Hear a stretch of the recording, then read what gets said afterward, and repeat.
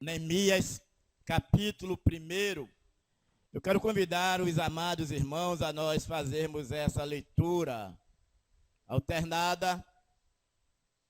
Eu lerei os versículos ímpares, os irmãos os versículos pares, até todo o capítulo de Neemias, capítulo 1. Assim nos diz a palavra do Senhor. Neemias ora por Jerusalém. As palavras de Neemias, filho de Acalias, no mês de Quisleu, no ano 20º, estando eu na cidade de Suzã,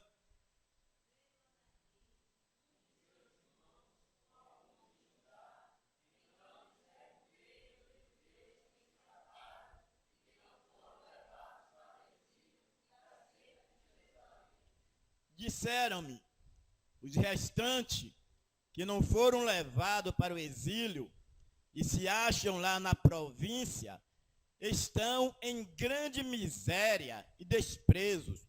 Os muros de Jerusalém estão derribados e as suas portas queimadas.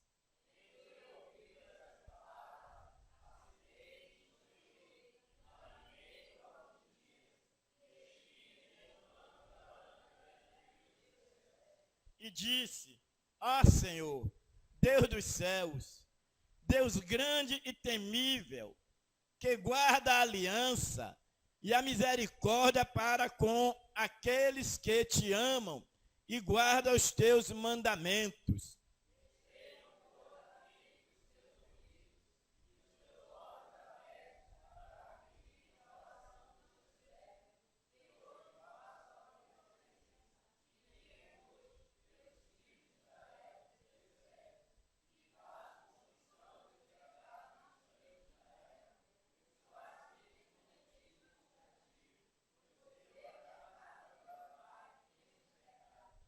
Temos procedido de todo corruptamente contra ti, não temos guardado os mandamentos, nem os estatutos, nem os juízos que ordenastes a Moisés teu servo.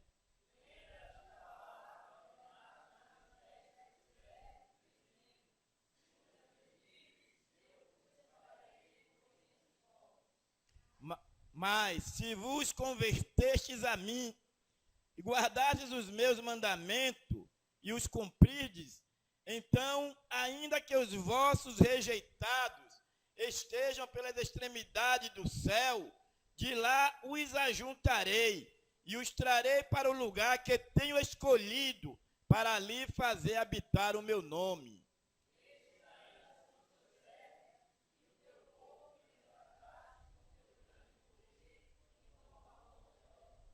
Ah, Senhor, esteja, pois, atento os teus ouvidos à oração do teu servo e a dos teus servos que se agradam de temer o teu nome. Concede que seja bem sucedido hoje o teu servo e dar-lhe mercê perante este homem. Neste tempo eu era copeiro do rei. Que o Senhor nosso Deus nos abençoe e fale aos nossos corações por meio da sua santa e gloriosa palavra.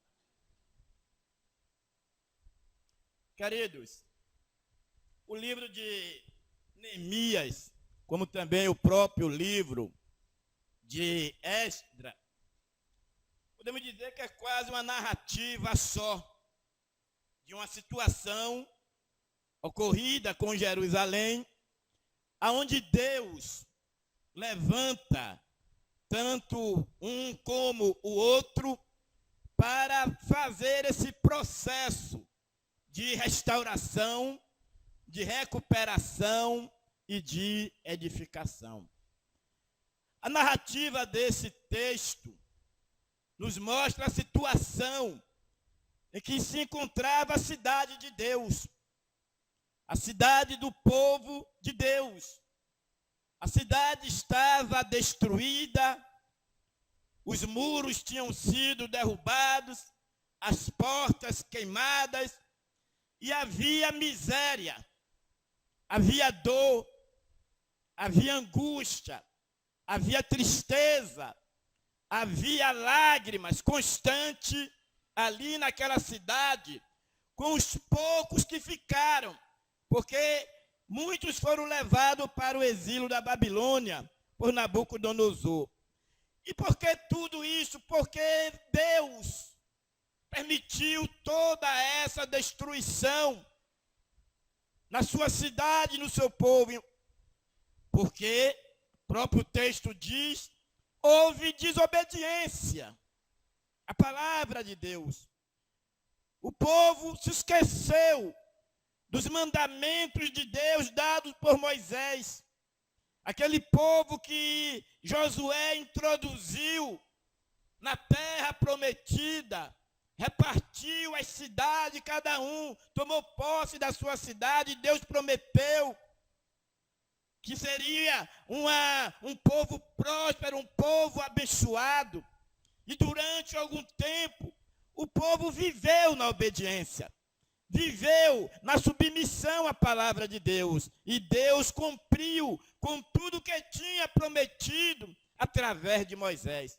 Promessa feita antes aos patriarcas, Abraão, Isaque e Jacó, porque Deus é fiel para cumprir com a sua palavra, tanto para abençoar, como também para castigar. Ele é fiel, e por ele ser fiel, ele tinha dito que se o povo viesse a desobedecer, se o povo não guardasse os seus estatutos, os seus mandamentos, ele iria permitir que viesse a destruição. E como o povo não guardou, Deus levantou o rei da Babilônia, esse invadiu Jerusalém e fez esse estrago, que agora esse texto está sendo narrado para Neemias. Neemias, que se encontrava lá no Império Persa, que era servo do rei da Pérsia, e ali ele era copeiro, como diz o texto.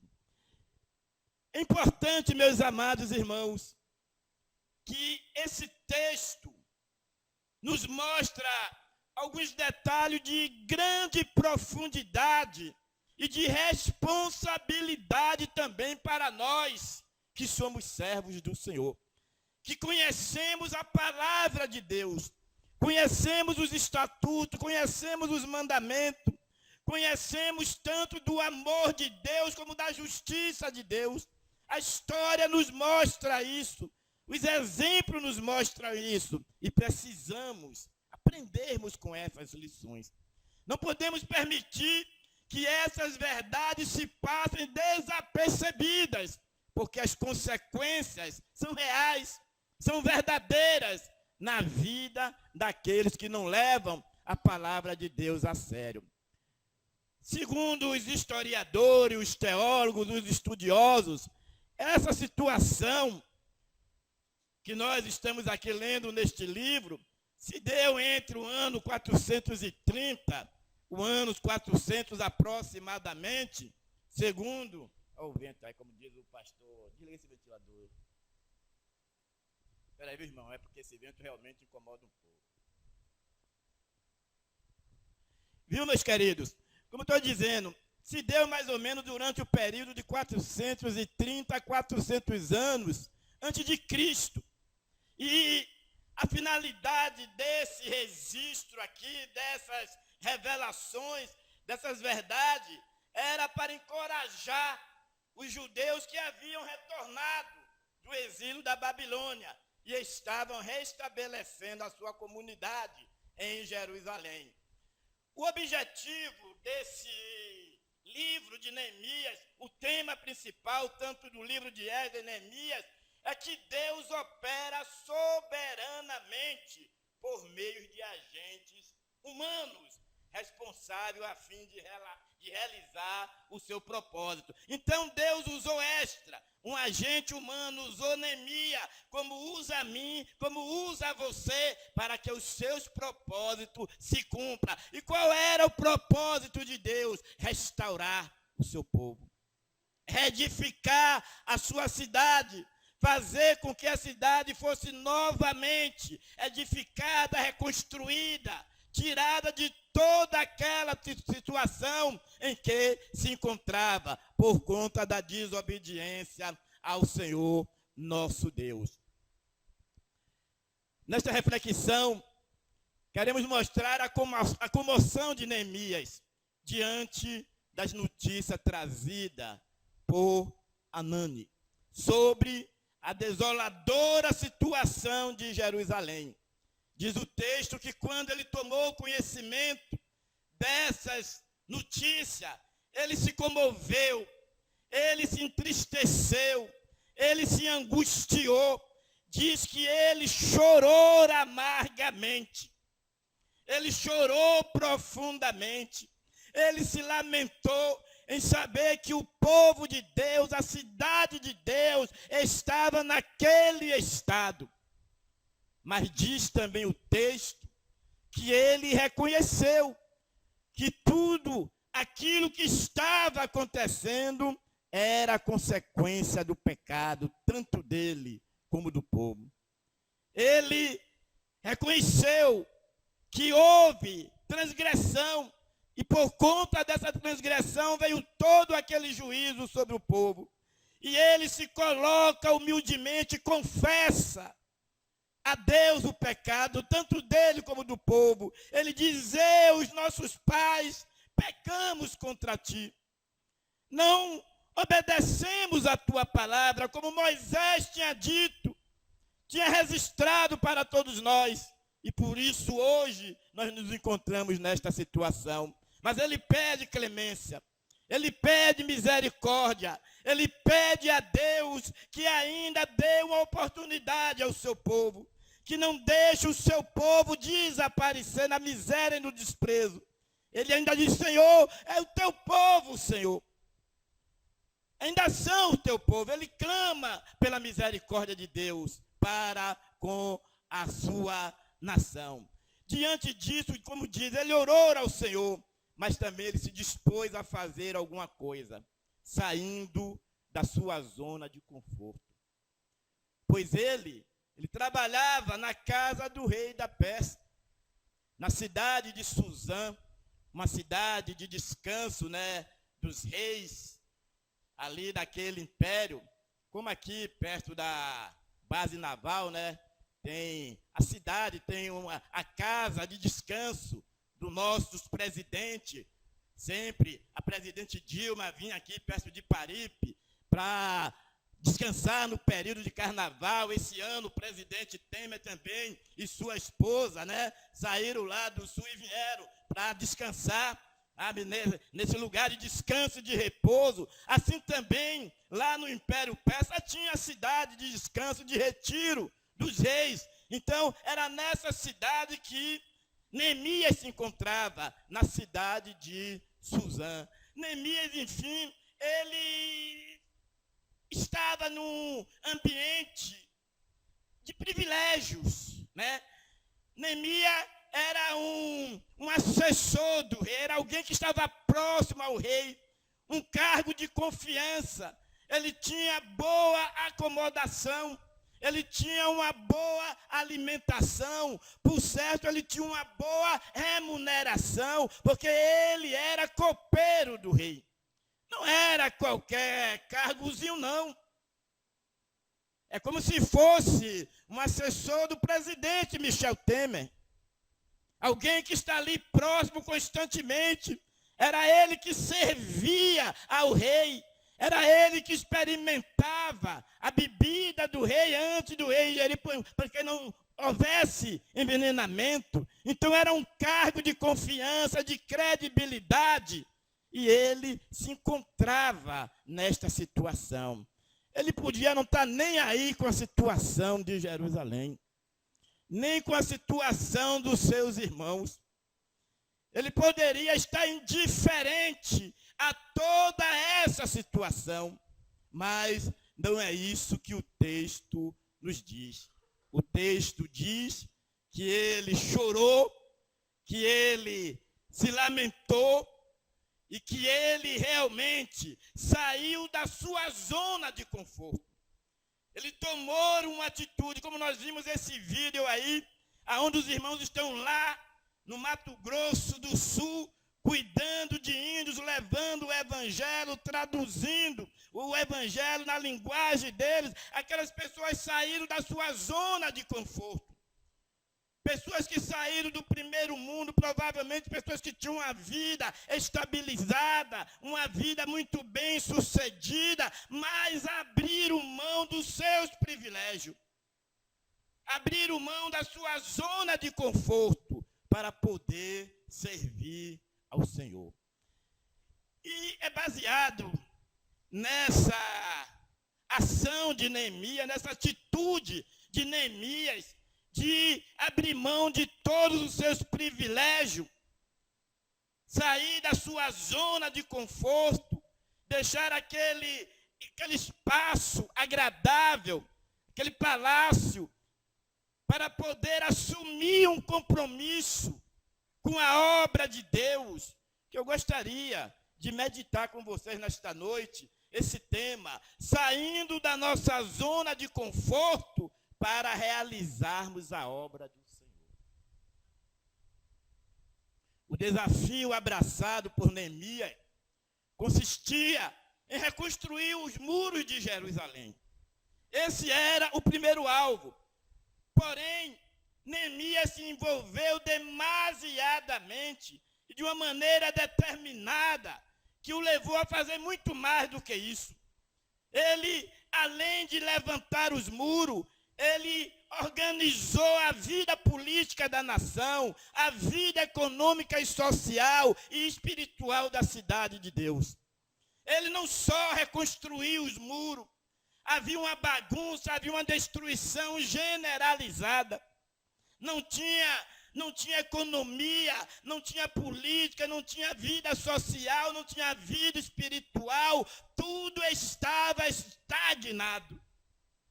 E Deus levanta esse agente, levanta esse homem, e ele, por amor a Deus e obediência a Deus, ele sai da sua zona de conforto para vir enfrentar os perigos, vir enfrentar as adversidades, vir enfrentar as lutas, perseguições, as dificuldades, para reconstruir a cidade do Senhor nosso Deus.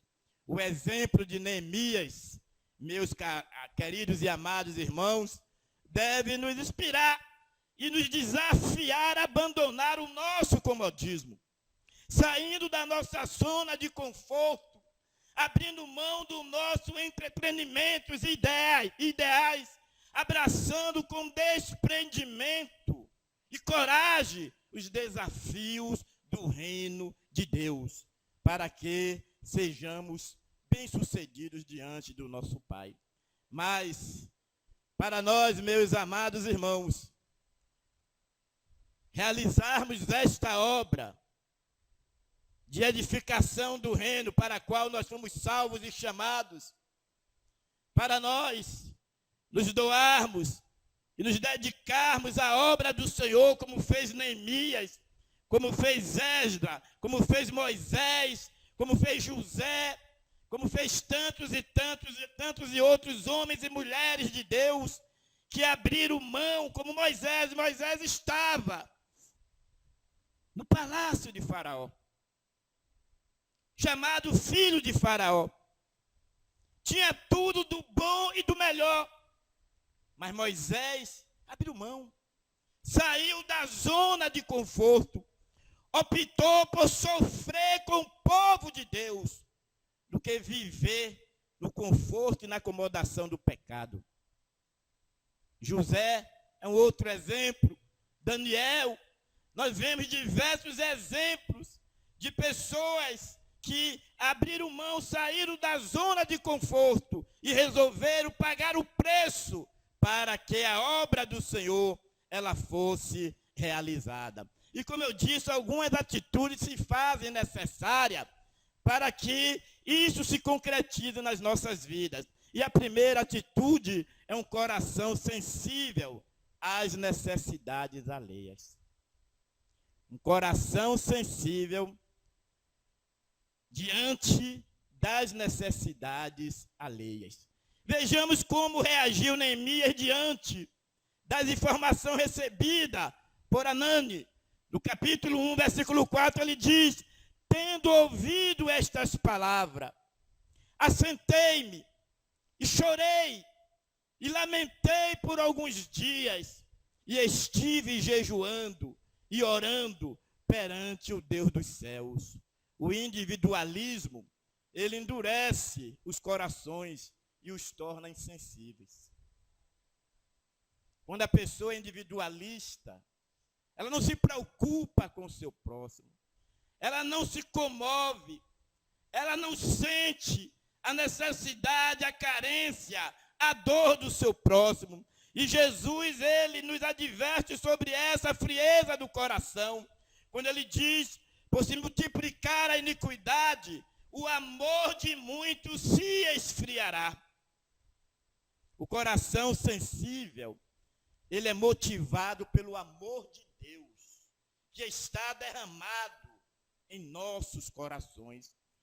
Quando o amor de Deus está derramado em nossos corações, nós abrimos mão da nossa zona de conforto, dos nossos privilégios, para muitas vezes sofrermos, padecermos, sermos muitas vezes humilhados, maltratados, ridicularizados, mas tudo isso pela causa do Senhor.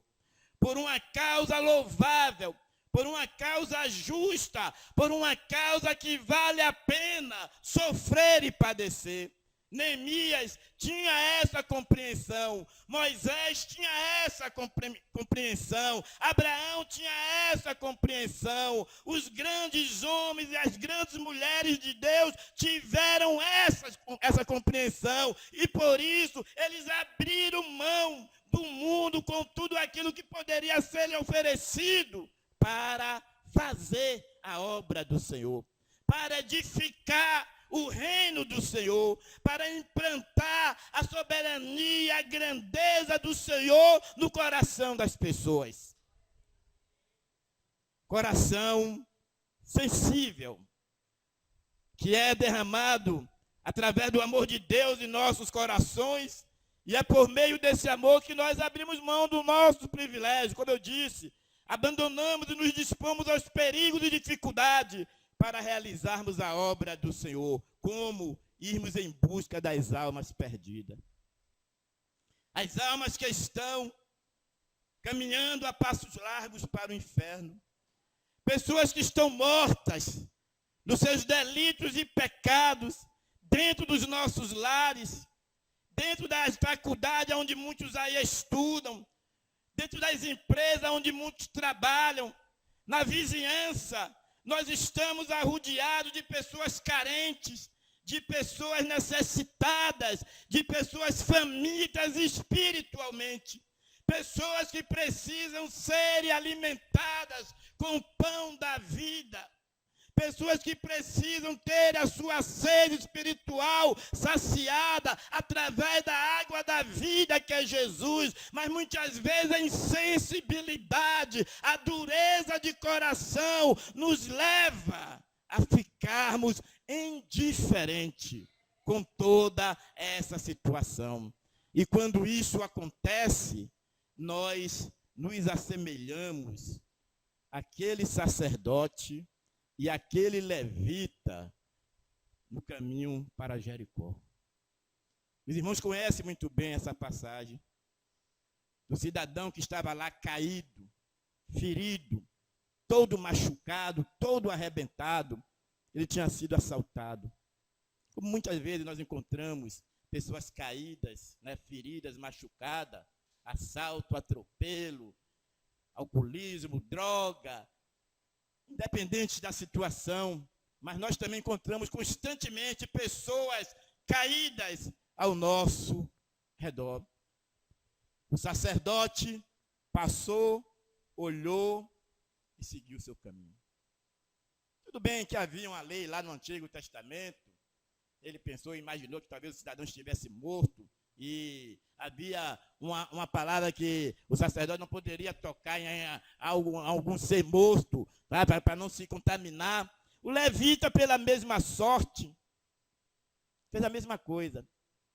Jesus era sacerdote, o sumo sacerdote, e não levou muito a sério essa recomendação. Sabe? Curou leprosos, ressuscitou mortos, se envolveu no meio de pecadores para operar salvação, libertação e restauração. O levita fez a mesma coisa. Passou, olhou e seguiu o seu caminho. Não houve sensibilidade no coração, nem do sacerdote, nem do levita, para fazer alguma coisa por aquele homem caído.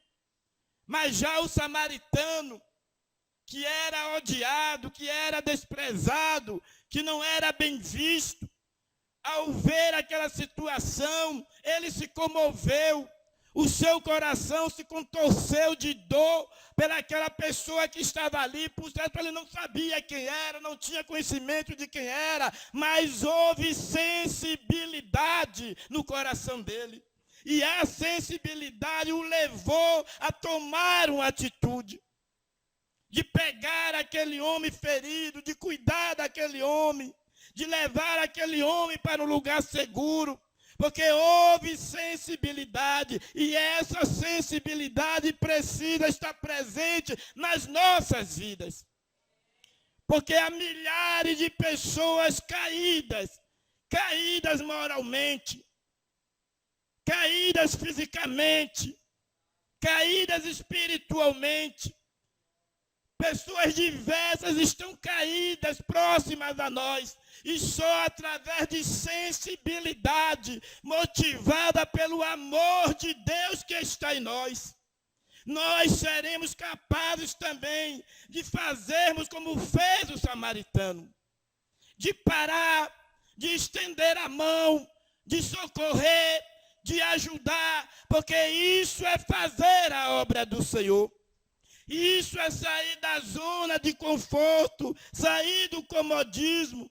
O sacerdote e o levita resolveram continuar no comodismo sem preocupação, sem comprometimento, com situação alguma de ajuda e de socorro.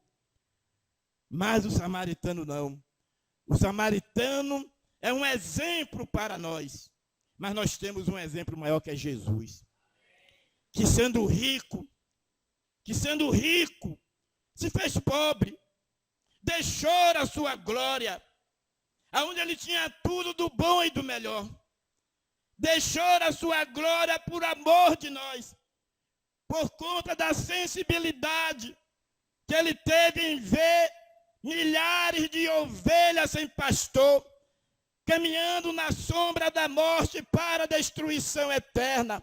Ele se sensibilizou com esta situação e se ofereceu ao Pai para vir a este mundo, fazer a obra que fez, para que hoje eu e você estivéssemos aqui salvos, lavados e redimidos. É preciso, meus amados irmãos, sairmos da nossa zona de conforto. É preciso pagarmos o preço para vermos a glória do Senhor, o projeto do Senhor sendo realizado neste mundo. Deus nos chamou com um propósito, com uma missão, como milhares e milhares de missionários que deixaram a sua pátria, deixaram os seus irmãos, os seus familiares e se lançaram numa aventura neste mundo para levar a mensagem do Santo Evangelho. Nós também temos essa responsabilidade. A nossa igreja é fruto de um homem que abriu mão da sua zona de conforto.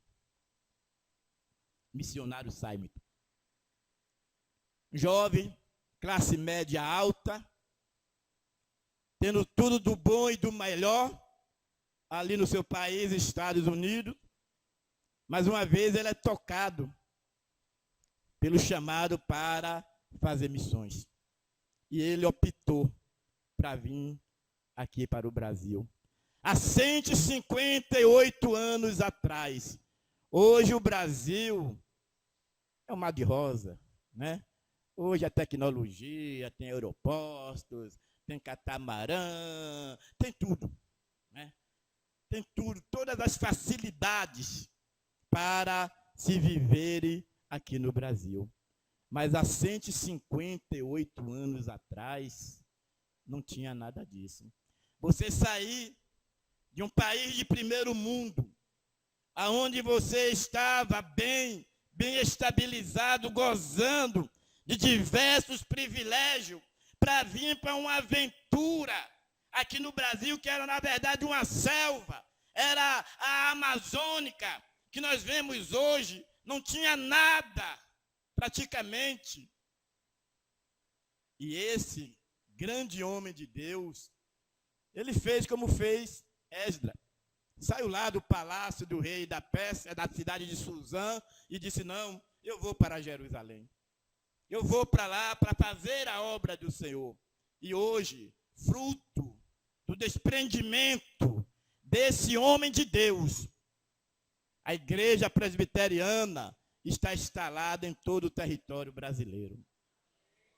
Então, meus amados irmãos, nós somos convidados para sairmos da nossa zona de conforto, homens presbiterianos, homens da UPH, mulheres da SAF, jovens, adolescentes, crianças, todos nós somos chamados, convocados, intimados por Deus para sairmos da nossa zona de conforto. O mundo é a zona de conforto de muitos.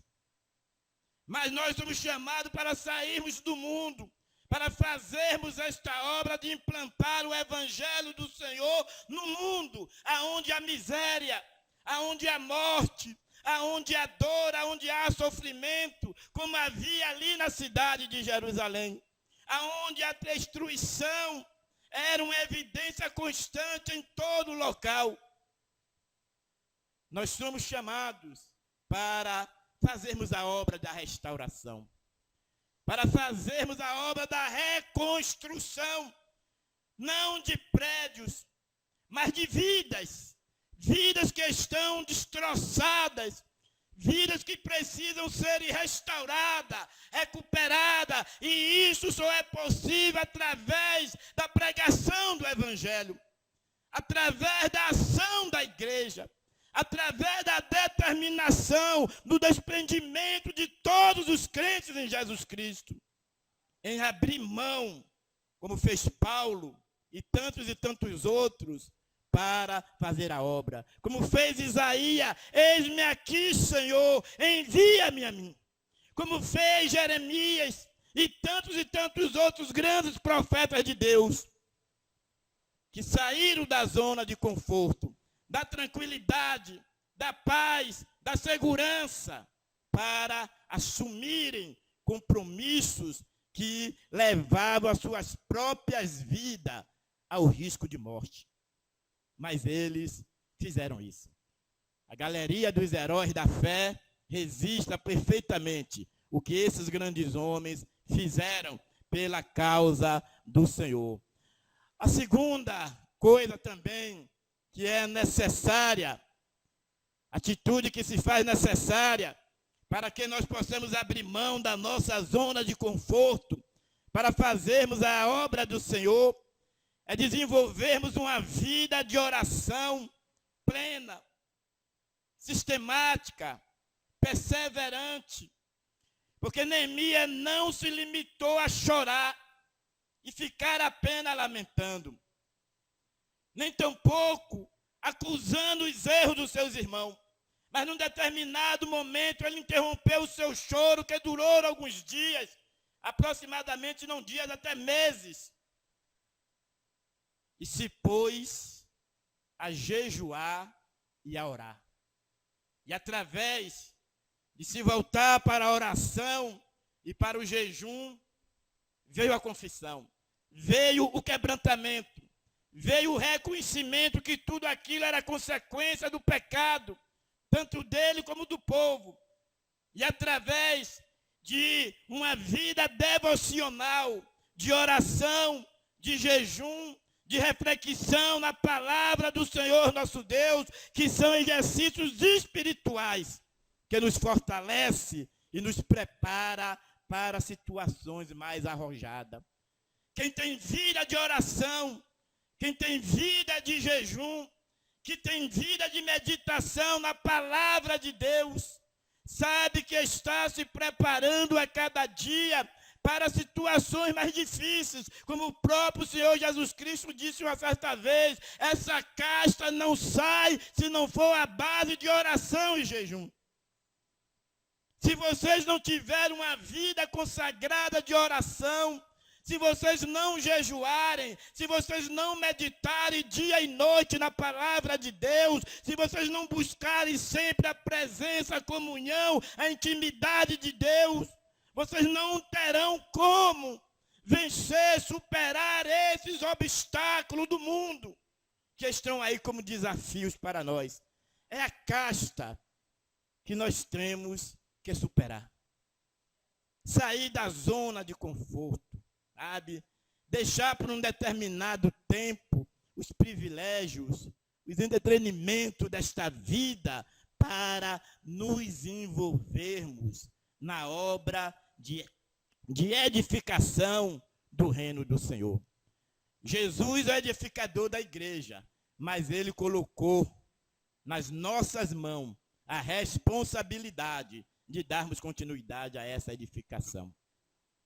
Nós somos a continuidade da obra que o Senhor Jesus Cristo iniciou, que os apóstolos deram continuidade, e agora somos nós, na nossa geração, no nosso contexto, que temos essa responsabilidade de promover a restauração, de promover a edificação.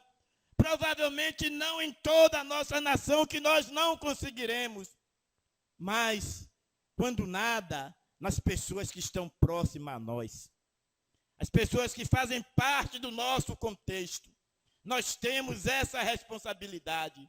Essas pessoas são o nosso próximo. Como foi perguntado a Jesus, quem foi o próximo daquele cidadão? E Jesus disse, o próximo foi aquele que usou de misericórdia.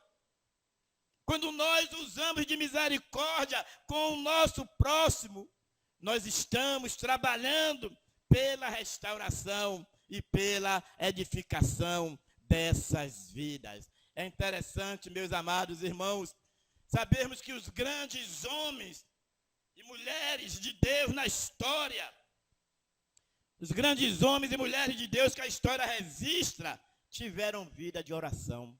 Lutero orava 2 horas por dia. Ele diz que quando ele não orava 2 horas por dia, é como se o dia dele tivesse sido perdido. Daniel diz que orava 3 vezes ao dia. Jesus não precisa nem nós falarmos, passava madrugadas em oração. Tudo era base de oração. Os apóstolos dizem que perseveravam em oração. Ana, aquela profetisa, foi uma grande mulher de oração que diz que orava dia e noite. Todos os dias estava lá no templo orando. Porque oração é algo que procede de Deus. Oração é manifestação da graça de Deus. É meio de bênção para a igreja. E um certo teólogo, uma certa vez, ele disse, nunca o homem é tão grande como quando está de joelho. Nunca o homem é tão grande como quando está de joelho. E o apóstolo Paulo disse, por esta causa me ponho de joelho.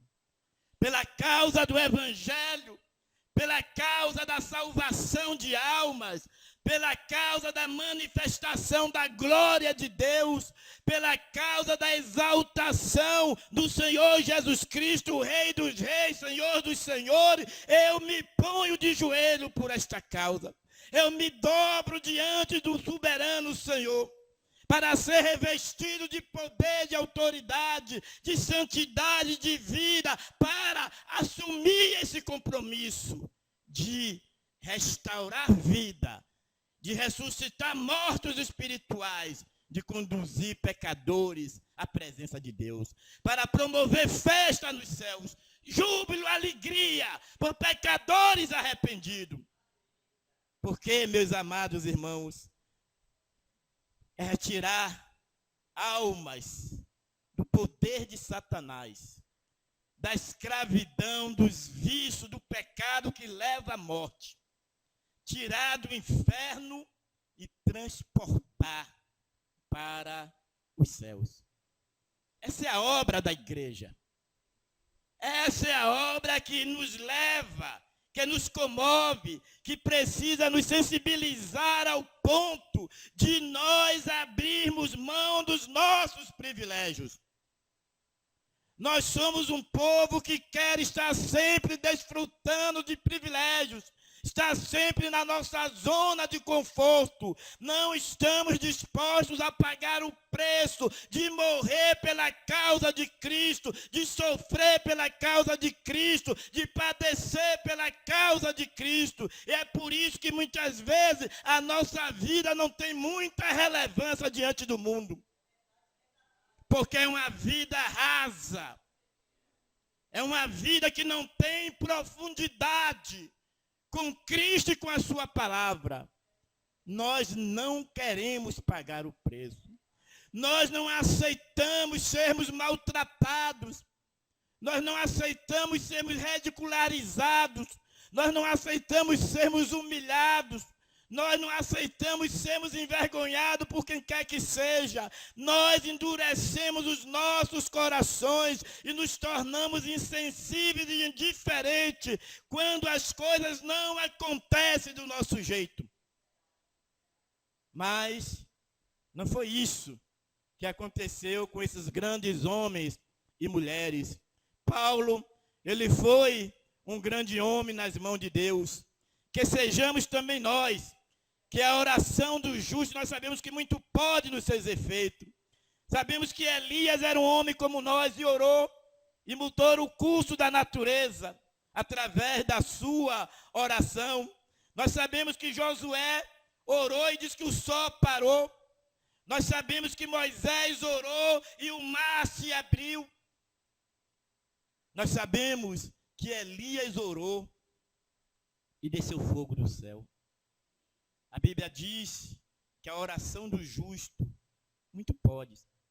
Então, Neemias orou, Neemias fez uso deste recurso. Quando ele viu toda aquela situação adversa, ele foi para a oração. Ele foi para a dependência de Deus, porque a oração é dependência, confiança em Deus. É quando você demonstra a sua fragilidade, a sua fraqueza. Você olha para a situação e diz, eu não tenho como resolver isso. Eu não tenho meio de recurso para resolver. Aí você vai e se prostra diante de Deus. E pede misericórdia, pede graça, pede a intervenção do Senhor. E aí o Senhor entra com providência. Como entrou e tem entrado na vida de todos aqueles que procuram ter vida de oração, de meditação dia e noite na sua palavra e que procura viver sempre para a glória do Senhor. E em terceiro e último lugar, meus amados irmãos, Neemias também foi um homem que não foi só de teoria, ele foi um homem de ação, um homem de mobilização. Neemias era um homem de ação, não apenas um homem teórico. Porque ele mesmo não chamou a atenção para si. Ele declarou para o povo, ele diz, como a boa mão de Deus estivera comigo. E também as palavras que o rei me falara. Ele deixou claro que ele era apenas um instrumento nas mãos de Deus. Apenas um servo que estava ali amando de Deus. Debaixo da autoridade de Deus. Com uma missão, com uma obra para realizar. E diante do povo, depois que ele colocou essas verdades, que ele se colocou apenas como instrumento, como um vaso enviado por Deus, diante disso a resposta de todos foi imediata. Então disseram, disponhamos-nos e edifiquemo-nos e fortaleceram as mãos para a boa obra do Senhor. Depois que Neemias mobilizou o povo, declarou para o povo o propósito de Deus. O povo, então, unânimes, se juntaram e disse, vamos para a edificação. Vamos nos dispor, Vamos nos apresentarmos diante de Deus. Estamos aqui, Senhor, agora para fazer a obra. Nós vamos edificar esse muro. Nós vamos reconstruir a cidade. Nós vamos levantar as portas. Nós vamos restaurar a economia, a vida social, o culto, a adoração. Haverá restauração, haverá edificação, porque o povo saiu da zona de conforto. O povo se dispôs. Estamos aqui dispostos a fazer a obra. Se fortaleceram através da palavra de Deus. Através da ação espiritual do líder de Deus. E aí, em pouco tempo, os muros foram reedificados. A cidade foi restaurada.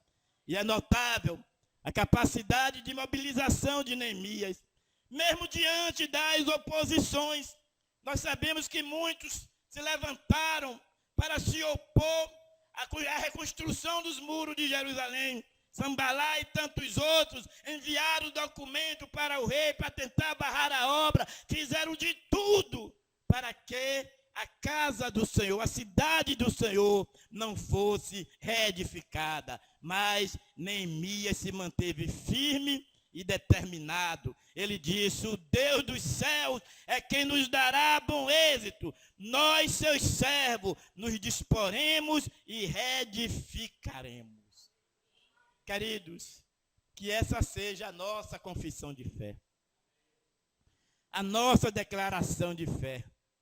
Nos disporemos e reedificaremos a nossa vida espiritual, que muitas vezes está destroçada, está toda desaprumada, está como estava ali a cidade de Jerusalém, um bocado de monte de entulho. É preciso nós reedificarmos a nossa vida espiritual, através de uma consagração, através de uma entrega incondicional do nosso corpo a Deus como sacrifício santo, vivo e agradável. A nossa missão também é para nós edificarmos a igreja, fazer com que haja paz na igreja, fazer com que haja amor na igreja, com que haja unidade na igreja, fazer com que a glória de Deus seja manifesta na igreja. É responsabilidade de todos nós crentes em Jesus Cristo estarmos fazendo essa obra de reedificação da igreja. Muitas vezes a igreja se encontra morta, fria, indiferente, insensível às situações que estão ao nosso redor. E não é só responsabilidade da liderança, mas é responsabilidade de todos nós, servos do Senhor. O líder estava lá, Neemias estava lá, mas todo o povo foi convocado e o povo assumiu a responsabilidade. Não ficou só nas costas de Neemias, mas todo o povo disse: não, nós estamos juntos e vamos fazer esta obra. Essa também é a nossa responsabilidade aqui. Nos juntarmos para reedificarmos a igreja do Senhor. Levar a igreja à santidade, levar a igreja à fé, levar a igreja a viver no amor de Deus, levar a igreja a ser luz, a ser sal, a viver de um modo digno do Evangelho. Como houve perseguição para Neemias fazer a obra, também nos nossos dias haverá. Haverá muitos obstáculos, haverá muitas dificuldades para nós não fazermos esta obra de reedificação. Principalmente o reino das trevas não nos dará sossego. Mas cabe a nós fazermos essa declaração e praticá-la. Nós, servos do Senhor, nos disporemos e reedificaremos a nossa vida, a igreja, mas também nós temos a responsabilidade com a nossa família. Como está a sua família? Como está a sua esposa, o seu esposo, os seus filhos?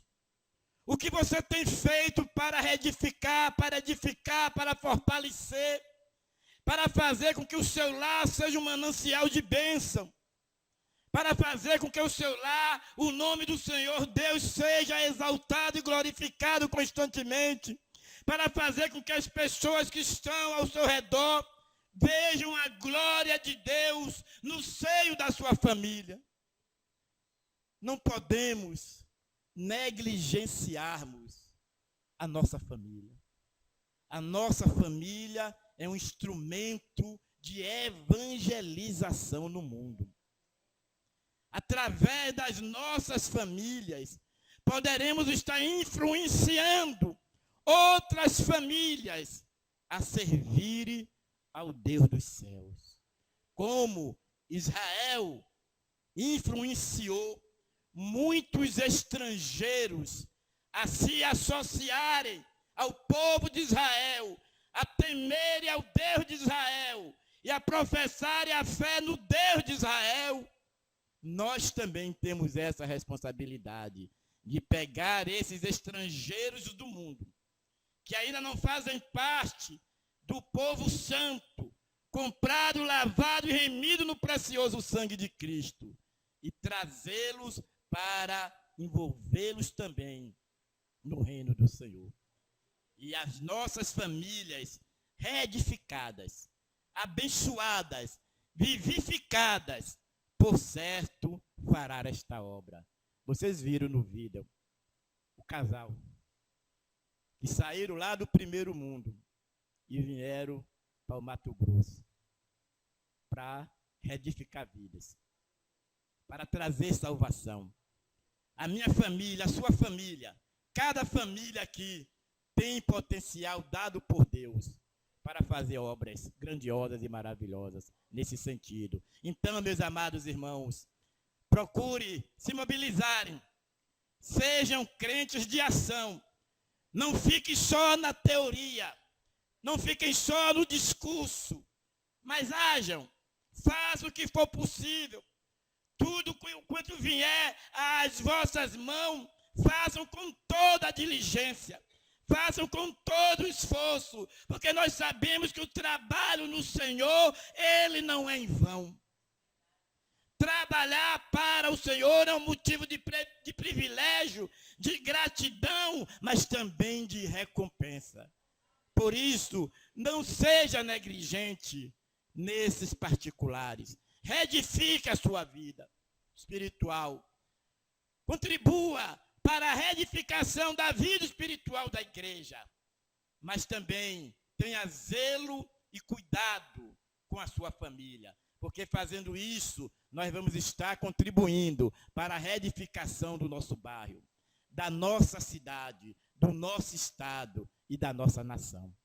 Não tenha dúvida que quando a igreja do Senhor tiver consciência de viver fora da zona de conforto, abrir mão dos privilégios e se envolver de uma maneira integral à causa do Senhor, por certo, nós estaremos influenciando milhares e milhares de pessoas em toda esta nação. E para nós concluirmos, a história de Neemias nos mostra que é preciso termos sensibilidade, termos vida de oração e jejum, buscar seguir as orientações do Senhor, como fez Neemias.